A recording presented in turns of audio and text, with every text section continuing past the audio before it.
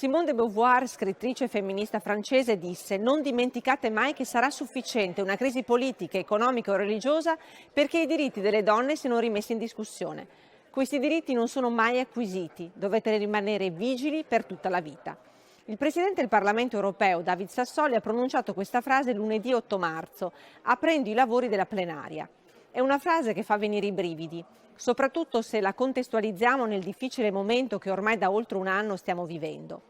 L'ho ripetuto tante volte in questi mesi, la pandemia ha consolidato le ingiustizie e le disuguaglianze, in particolare quelle di genere, e rischia di cancellare decenni di conquiste che le donne europee hanno ottenuto con fatica sul diritto al lavoro, sulla condivisione del lavoro di cura, sull'autonomia nelle relazioni, il rispetto del diritto delle proprie scelte nelle relazioni affettive e nella gestione del proprio corpo. In tutta l'Europa le donne sono state le prime a perdere il posto di lavoro o a finire in cassa integrazione. A causa della pandemia molte donne sono state costrette a lavorare a tempo parziale o a rimanere in casa per occuparsi dei bambini, degli anziani, delle persone con disabilità. In Italia il calo dell'occupazione femminile durante l'emergenza Covid è stato il doppio rispetto alla media europea, con quasi 402.000 posti di lavoro persi tra aprile e settembre del 2020. Per non parlare delle donne che hanno subito violenza tra le mura domestiche, senza possibilità di fuga.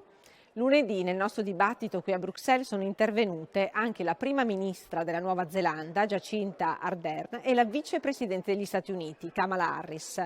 Due esempi forti che ci hanno ricordato che se costruiamo un mondo che funziona per le donne, le nostre nazioni saranno più sicure, più forti e più prospere. Il Parlamento europeo si è battuto perché nel bilancio settennale dell'Unione la dimensione di genere fosse una priorità, così come nella valutazione dei piani nazionali di ripresa. Sostengo l'iniziativa del giusto mezzo, che rimarca la necessità di coinvolgere donne e ragazze. Se l'intero pianeta accelerasse verso la parità di genere, il PIL globale crescerebbe nel 2025 di 12 trilioni.